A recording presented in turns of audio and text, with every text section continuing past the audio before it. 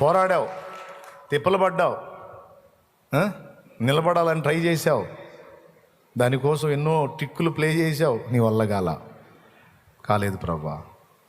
అర్థమైంది కదా? రైట్. కృంగిపోవాకు, నిరాశపడవాకు. నీ వల్ల కానిది నా వల్ల అవుతుంది. నీ శక్తి చేతను నీ బలము చేతను కాదు, నా ఆత్మ చేత ఇది జరుగుతుంది, నా బలము చేత ఇది జరుగుతుంది. ఇక్కడ నువ్వు చేయాల్సింది ఒక్కటే, అన్ని విషయములలో నీవు జయించున్నట్లు నీవు నా బలమును ఆశ్రయించాలి అంటున్నాడు దేవుడు. లేకపోతే కష్టం. దమ్ముంటే చూసుకో మరి సొంత బలంతో. ఎంత నిలవాలనుకుంటావు అంత బోర్లు పడుతుంటావు. పౌలు అన్నట్టే అంటావు నువ్వు కూడా, మేలైనది చేయాలన్న కోరిక నాకు కలుగుతుంది కానీ అలాగ చేయటం కలగట్లేదు. కానీ కొంతమంది భక్తుల్ని చూస్తే అసలు వాళ్ళు ఎట్లా దాటొచ్చారో అర్థం కాదు. మనం వచ్చిన దారిలోనే వచ్చారు కానీ మనకంటే బెటర్గా వచ్చారు. మనం వచ్చిన త్రోవలోనే వచ్చారు కానీ మనకంటే ఉన్నతంగా వచ్చారు. మనలాంటి శరీరమే కలిగి ఉన్నారు కానీ మనకంటే బెటర్గా జీవించారు. మనకు సాధ్యం కాంది వాళ్ళకెట్ట సాధ్యమైందా అన్న క్వశ్చన్ వేసుకొని లైఫ్ చూస్తే వాళ్ళు తెలివి, ప్రతి అడుగుకి వాళ్ళు తమ శక్తిని ఆధారం చేసుకోకుండా దేవుని మీద ఆనుకొని ప్రయాణం చేశారు.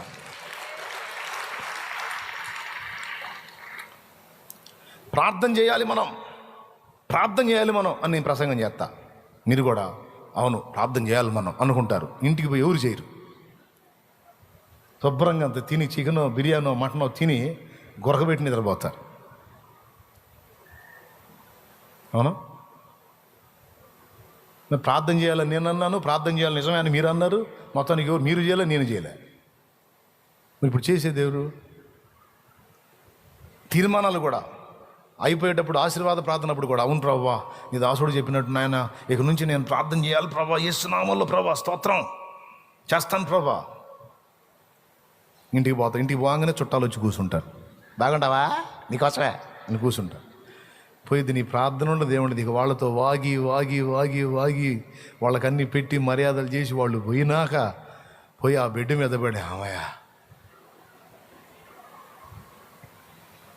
ఇప్పుడు ఎట్ట చేయాలా? ప్రార్థన చేయకపోతేనేమో మనకి కార్యాలు జరగవు. ప్రార్థన చేయాల. చిత్రం ఏంటంటే ప్రార్థన చేస్తే కార్యాలు జరుగుతాయి. ఆ ప్రార్థన జీవితం కలిగి ఉండాలన్నా దేవుని బలం నీలో ఉండాల. దేవుని శక్తి నిన్ను ఆవరించాలా. దేవుని శక్తే నిన్ను ప్రార్థనా గదికి నడిపించాలా. దేవుని శక్తే నిన్ను వాక్యం దగ్గరికి నడిపించాలా. దేవుని శక్తే నిన్ను పవిత్రతలో నిలబెట్టాలా. తరచు మనం మోసపోతూ ఉంటాం తమ్ముడు, తరచు మనం మోసపోతూ ఉంటాం. ఇప్పుడు ఈ ప్రసంగం విన్నాం కదా, 4 రోజులు గుర్తుంటుంది ఇది. ఇక ఇప్పుడు ప్రతిదానికి దేవా ప్రార్థన చేయాలని ఆశ ఉంది, చేయలేకపోతున్నా, నాకు తెలియదు నువ్వు శక్తిని, నడుస్తానే తిరుగుతానే పనిచేస్తానే, దేవా శక్తిని, నాకు ప్రార్థనా శక్తి కావాలి, ప్రార్థన చేయాలని నేను, నాకు నువ్వు బలం ఇవ్వకపోతే నేను చేయలేను, నాకు ప్రార్థన ఆసక్తిని ప్రార్థనా బలాన్ని అంటుంటావు కదా. దేవుడు ఇస్తాడు, నిజంగానే ఇస్తాడు. వెళ్ళి చేస్తుంటావు. విచిత్రం ఏంటంటే 4 రోజుల తర్వాత నేను దేవుణ్ణి అడిగి ప్రతిదానికి శక్తి పొందాలన్న ఆలోచన మర్చిపోతావు. వాడు సైతాను గాడు కుట్ర. కొంతమందికి అయితే 4 రోజులు ఉంటుంది, కొంతమంది చర్చి దాటంగానే పోయిద్ది. అంత బలవంతులు వాళ్ళు. ఇది మహా దరిద్రం అన్నమాట. చర్చి ఆ ఎంట్రన్స్ అట్లా దాటగానే పోయిద్ది. ఇంటికి పోతారు, ఏం చాలాసేపు అయింది, ఏం చెప్పాడు వాళ్ళు చాలా ఏమన్నంటే, ఏం చెప్పేది ఏముంది బాగానే చెప్పాడు అంటారు. బాగా చెప్పాడు కదా, ఏం చెప్పాడంటే మంచి మాటలు చెప్పాడులే అంటే నేను చెడ్డ మాటలు చెబుతానా? బాగానే చెప్పాడు, మంచి మాటలు చెప్పాడు. ఏం చెప్పాడంటే నేనేం పాస్టర్మనా అయింది, లేదా నేనేం పాస్టర్నా? పోయాను వచ్చాను, ఏదో ఆయన 4 ముక్కలు చెప్పాడు, ఏదో విన్నాము, 4 ఏదో 1 గుర్తున్నాయి. అవి ఇప్పుడు నువ్వు అడిగితే వస్తాయి. అయింది బ్యాంకులో వేసాడు, ఎందుకు వస్తాయి ఇప్పుడు రావు.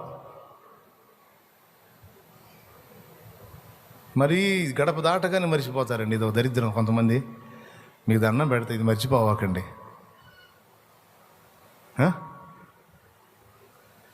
నీ వల్ల కాదు నాయన, నీ వల్ల కాదు, దేవుడి శక్తిని ఆశ్రయించకుండా ప్రార్థన చేయలేవు.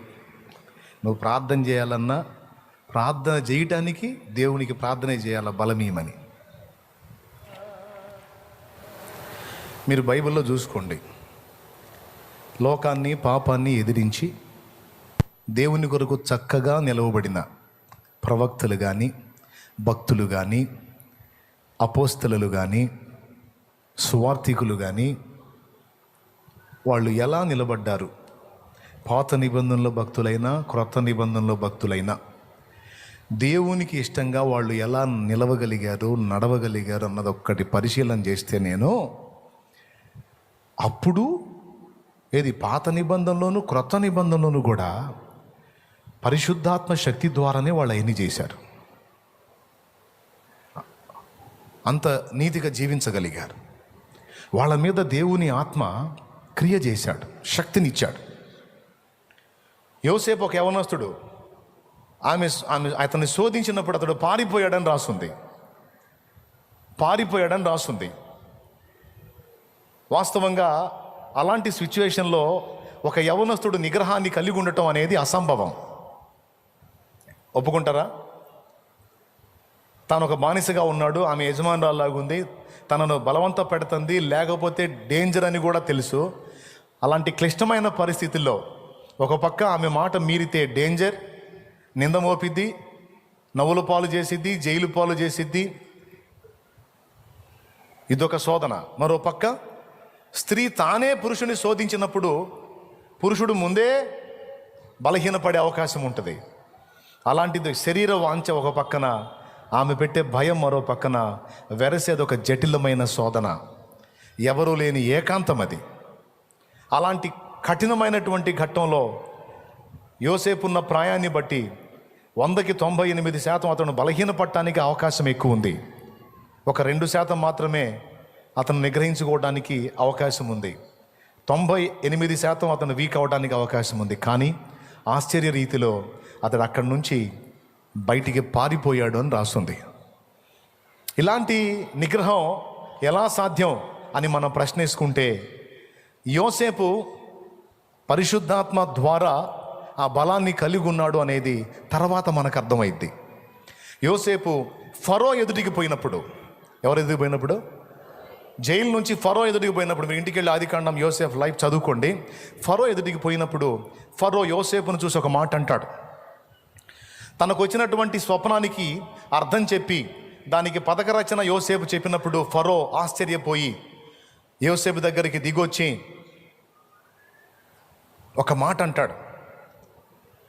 ఇతని వంటి దేవుని ఆత్మగల మనుషుని మరొకని మనం కనుగొనగలమా అంటాడు. ఆ మాట మీరు ఎప్పుడన్నా చదివారా?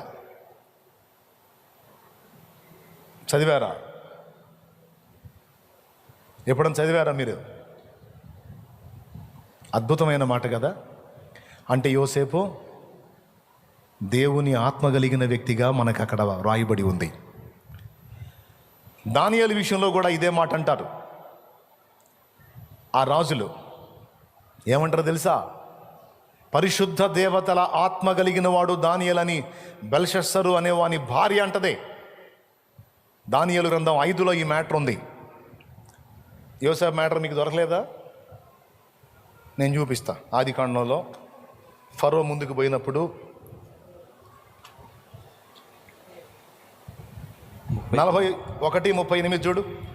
ఆ మాట ఫరో దృష్టికిని అతని సమస్త సేవకుల దృష్టికిని యుక్తమై ఉండెను గనుక అతడు తన సేవకులను చూచి ఇతని వలె దేవుని ఆత్మగల మనుషుణ్ణి కనుగొనగలమా అని అనెను. అదుగో, అంటే అక్కడ తప్పించుకోవటానికి, చెరసాలను సైతం సహించడానికి, అన్ని ఆటుపోట్లలో విశ్వాసాన్ని, భక్తిని, నీతిని, పవిత్రతను కాపాడుకోవటానికి యోసేపుకు లేదు అంత, సొంతంగా లేదంత శక్తి.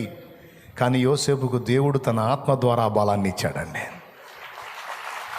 కొడితే గట్టి కొట్టండి, లేదా సర్దుకోండి, ఇబ్బంది ఏం లేదు, నేనే ఫీల్ కాదు.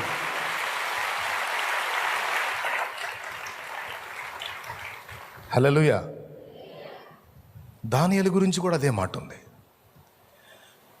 ఆ కఠినమైన ప్రతికూలతలో చావటానికైనా సింహాల గుహలో తోసివేయబట్టానికైనా ఇష్టపడ్డాడు, కానీ ప్రార్థన మానుకోవటానికి ఇష్టపడలా. ప్రార్థన ఎంత ప్రాణప్రదంగా చూశాడంటే, అనుదినము ముమ్మారు మోకాళ్ళుని దేవుణ్ణి స్తుతించుచు ప్రార్థించుచు వచ్చే ప్రక్రియ చావు కంటే, ప్రాణం కంటే కూడా అది ఎక్కువ. అది మానుకోవటం కంటే చచ్చిపోవటం బెస్ట్. అంటే ఇంత పట్టు, ఇంత క్రమం, ఇంత మొండితనం ప్రార్థనలో దానియేలుకి ఎలా వచ్చింది అంటే, అది దానియేలు సొంత శక్తి కాదు, దానియేలు మీద కూడా దేవుని ఆత్మ నిలిచి ఉన్నాడు. దానియేలు మీద కూడా దేవుని ఆత్మ నిలిచి ఉన్నాడు. తలకాయలు కోస్తాం జాగ్రత్త అంటే, కొయ్యమని, తలకాయని తెంచమని, నరకమని తలకాయలను అలాగా అప్పజెప్పారు, మెడకాయలను అప్పజెప్పారంటే అది వాళ్ళ బలం కాదు. ఏ మనుషుడైనా తన ప్రాణాన్ని కాపాడుకోవడానికి పరుగులు పెడతాడు, కానీ చావుకి ఎదురెళ్ళి నరకటానికి సిద్ధమైనటువంటి దానిలో తమ మెడని ఉంచాడు పౌలు. అంత ధైర్యం, అంత మొండితనం, చావుకి ఎదురెళ్ళేటువంటి ఆ వీరత్వం ఎలా వచ్చింది వాళ్ళకంటే అది వాళ్ళ సొంతమైంది కాదు. వారి మీద దేవుని పరిశుద్ధాత్మ నిలిచున్నాడు. ఆయన ఇచ్చిన బలాన్ని బట్టి చావుకి ఎదురెళ్ళారు, ఆయన ఇచ్చిన బలాన్ని బట్టి సింహాలకు ఎదురెళ్ళారు, ఆయన ఇచ్చిన బలాన్ని బట్టి భయంకరమైన ఆకర్షణలను తప్పించుకొని పారిపోగలిగారు. దేవుని ఆత్మ ఇచ్చిన బలాన్ని బట్టి. ఒకవేళ ఆ బలం వారి మీద లేకపోతే నువ్వు నేను ఎలాగో వాళ్ళ బతుకులంతే. ఈరోజు ఆ రహస్యాన్ని దేవుడు విప్పుతున్నాడు. అపోస్తల కార్యం 1:8, పరిశుద్ధాత్మ మీ మీదికి వచ్చినప్పుడు మీరు శక్తి నొందెదరు అన్నాడు. మీదికి రాకపోతే అందరు పెద్దగా చెప్పండి. 1:8 అపోస్తలుల కార్యములు, పరిశుద్ధాత్మ మీ మీదికి వచ్చినప్పుడు మీరు శక్తి నొందెదరు అంటే, ఆత్మ మీదికి రాకపోతే శక్తి నా వల్ల కావట్లేదక్క, నా వల్ల కావట్లేదన్నా. నీ వల్ల అయిద్దని ఎవరు చెప్పారు? నేను చెప్పానా? నీ వల్ల కాదు, నా వల్ల కూడా కాదు. రాత్రి అన్నాను 20 సంవత్సరాలు నేను ఎలా వచ్చానో అని. రహస్యం ఇదే, ఆయన ఆత్మ నా మీద నిలిచి ఎన్నోసార్లు కృంగిన వేళ లేవనెత్తి, ఎన్నో బలహీనమైన ఘడియల్లో నన్ను తప్పించుకుంటూ వచ్చి, ఎన్నో ఘట్టాలలోంచి, ఎన్నో ఉరులలోంచి, ఉచ్చులలోంచి నన్ను మళ్ళించుకుంటూ వచ్చి, నన్ను కాపాడుకుంటూ ఈ ఘడియ వరకు నడిపిస్తూ వచ్చాడు. ఈరోజు ఆయన శక్తే ఇక్కడ నిలబెట్టి వాడుకుంటా ఉంది. దేవునికి ఇష్టమైన రీతిలో నిలవాలని, గెలవాలని అందరికీ ఆశ ఉంటుంది, కానీ అలా మనల్ని నిలిపి గెలిపించేటువంటి శక్తి మన దగ్గర లేదు. ఆ శక్తి కోసం కూడా దేవుని వైపు చూడాలి. నువ్వు నాకు శక్తిని ఇవ్వకుండా నేనెక్కడ గెలుస్తా అని అడగాలి. నువ్వు నాకు బలం ఇవ్వకుండా నేనెక్కడ వెలుగుతా. నువ్వు నాకు బలం ఇవ్వకుండా నా జ్ఞానం ఏం పనిచేసిద్ది? నువ్వు నాకు బలముని ఇవ్వకుండా నేను ఎలా జయిస్తాను ఈ బలహీనతల్ని? నా తండ్రి కాదు నాకు బలమి. నేను నీ కోసం బతకాలి, ఈ చెత్త పనులు కాదు. కానీ నా దేహము వాటిని జయించలేకపోతుంది, నా చేత కాలేదు. ఎట్లయితే తండ్రి నా చేత? మా మూలపితరుడు ఆదాం చేతే కాలేదు, మా అవ్వ చేతే కాలేదు, మా తాత ముత్తాతల వల్ల గల, నా వల్ల ఇద్దా? అదే రక్తం పంచుకు పుట్టా. ఇంకా దరిద్రపు అవతారాలు ఇక్కడ. ఇప్పుడున్న సమాజంలో ఇంకా దరిద్ర పరిస్థితిలో ఎట్లా సాధ్యం తండ్రి? అందుకే నాయన, నా వల్ల కాదని ఎరిగి పోరాడి విసుగు చెంది, విరక్తి చెంది ఇప్పుడు నీ వైపు తిరుగుతున్నా. నన్ను నిలబెట్టినా పడగొట్టిన ఇక నువ్వే.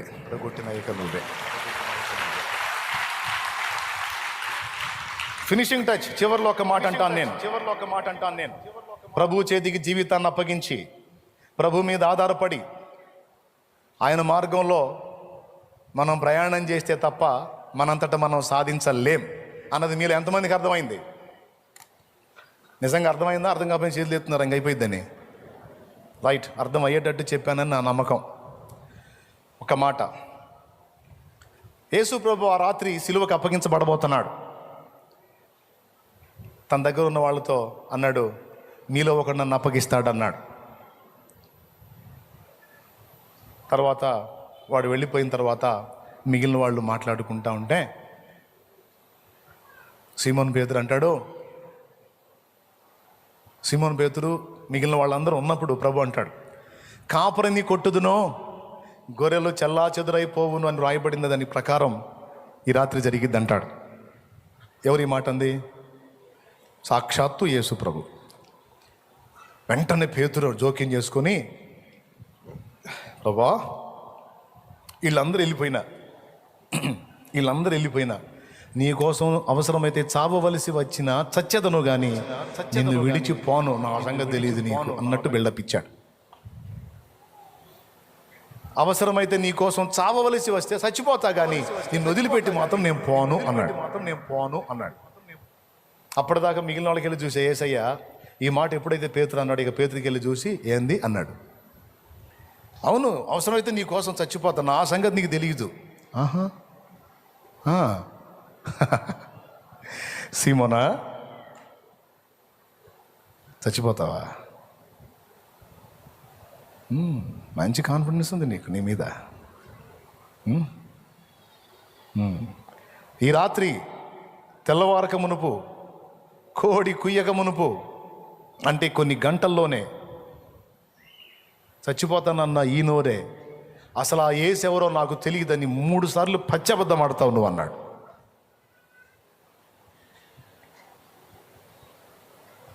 మనం తీర్మానాలు చేసిన ప్రతిసారి ఇదే ఎదురొస్తుంది మనకి.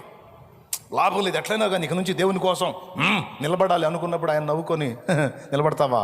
ఈరోజు సాయంత్రమే బోర్లు పడతా ఉంటాడు ఆయన. ఎట్లనన్నా కానీ గట్టిగా నిలబడాలంటే, అవునా రేపు సాయంత్రమే నువ్వు పడతావు. నువ్వు ఎప్పుడైతే నీ సొంత శక్తి మీద, సొంత జ్ఞానం మీద, సొంత బుద్ధి మీద, సొంత బలం మీద డిపెండ్ అయి నిలదొక్కడానికి ప్రయత్నిస్తావో కొన్ని గంటల్లోనే నువ్వు పడిపోతావు. ప్రియులారా, ఇది మీరు నేను మనం ఎవ్వరు మర్చిపోకూడదు. లైవ్లో వీక్షించే వాళ్ళు సహా మర్చిపోవద్దు. మన చేత కాదు. ఒక్క మాట అనేది ఉండే పేతురు, రేపు వెళ్ళి నాకు చెప్దాం. అంత ఆవేశమైందా నీకు? శుభ్రంగా ఇలా అంటే బాగుండేది కదా అంటే, నువ్వు లేవురా అప్పుడు, లేకపోతే నీ సలహా తీసుకునేవాడిని అంటాడు. దేవునికి స్తోత్రం. ఏమనేది ఉండే అంటే, ప్రభువా వీళ్ళందరూ ఒకవేళ పారిపోయినా నీ దయ ఉంటే, నువ్వు కృపనిస్తే, నువ్వు శక్తినిస్తే నీ కోసం నేను నిలబడాలనుకుంటున్నా దేవా అన్నట్టయితే ఇక అక్కడ రివర్స్ మాట ఉండేది కాదు యేసయ్య దగ్గర నుంచి. సరే పో అనేవాడు. అట్లా ప్రభువా వేస్ట్ కాళ్ళు వీళ్ళు మొత్తం పోయినా సరే నేను నమ్మకస్తుని తండ్రి, నీకోసం ప్రాణం ఇస్తా అనేటప్పటికీ తన శక్తి మీద తనకున్నటువంటి నమ్మకాన్ని విరగొట్టడమేగా దేవుని పని. భక్తునికి తన శక్తి మీద తనకున్న నమ్మకాన్ని విరగొట్టి దైవశక్తి మీద ఆనుకునేటట్టు చేయటమే ఆయన పని.